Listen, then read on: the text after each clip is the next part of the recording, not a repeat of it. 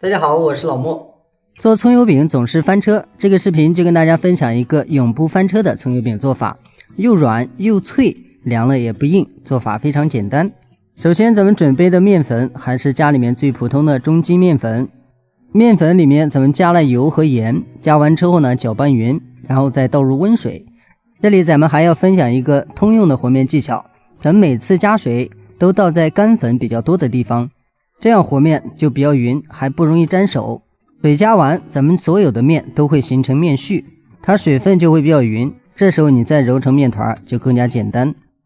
麵團和好以後，咱們不用先醒麵，直接放在案板上繼續揉搓一下，就像咱們昨天說的，放在案板上這樣來回的搓一下，讓它的麵筋足夠的拉伸，這樣咱們在後期做出來的筋道更好，而且咱們這個麵的拉伸性也會變得很強。揉光之後放起來醒麵10分鐘，然後蔥花裡加上1克五香粉， 1.5 克鹽，色拉油來一點，不需要多，然後把蔥花裡的味道攪拌勻即可。這個麵鬆弛完之後，它的麵筋呢非常的放鬆，這時候麵團就比較聽話，咱們放在案板上呢直接給它搓成條，搓條的時候呢不需要搓得很細。搓好以後咱們直接下劑子，這個劑子的大小大家自己控制，我做的是60克一個。下來就把劑子搓成條，搓這個條的時候呢可以盡量細，但是呢一定要保持均勻。刷上一些色拉油防止粘連，然後再蓋起來醒麵5分鐘。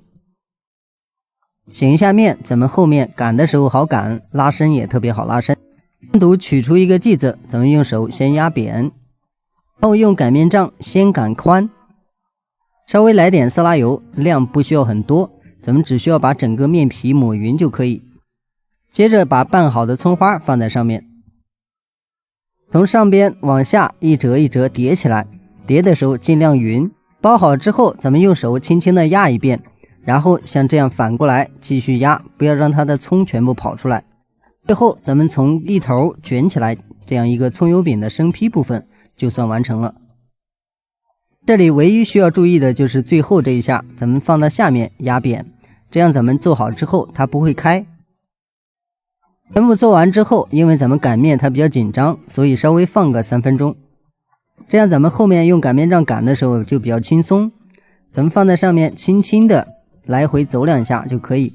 不要擀得太狠，因為它的麵皮是很薄的，容易粘在一塊兒。然後再用手給它一邊稍微按一下，盡量讓它厚薄保持一致。生坯完成之後，咱們電餅铛裡加上油，這裡大家要注意，咱們不管烙任何一種餅，一定要先加熱之後再放進去，這樣咱們烙出來的餅它就不容易吸油。如果油比較涼，咱們直接放進去，它這個加熱過程中它就會吸更多的油，吃起來就比較油膩。所以熱鍋咱們怎樣做它都不會吸油。餅皮放入之後呢，咱們上面記得刷上一點油防粘，然後蓋上蓋，中火2分鐘開蓋。打開蓋之後，如果有些地方不勻，咱們稍微給它換個位置動一下，然後翻面，再次蓋上蓋燜2分鐘，再次開蓋，這時候基本上已經熟透。接下來咱們就要用到大火，把電餅铛的火力調高一點，然後煎至上色。如果想讓它更脆的話，咱們可以再次蓋上蓋燜1到2分鐘，這樣咱們做好之後呢，它外皮就是比較脆的。咱們再次打開，這時候就可以出鍋了。另外咱們還要注意，咱們開蓋煎餅的時間不要太長，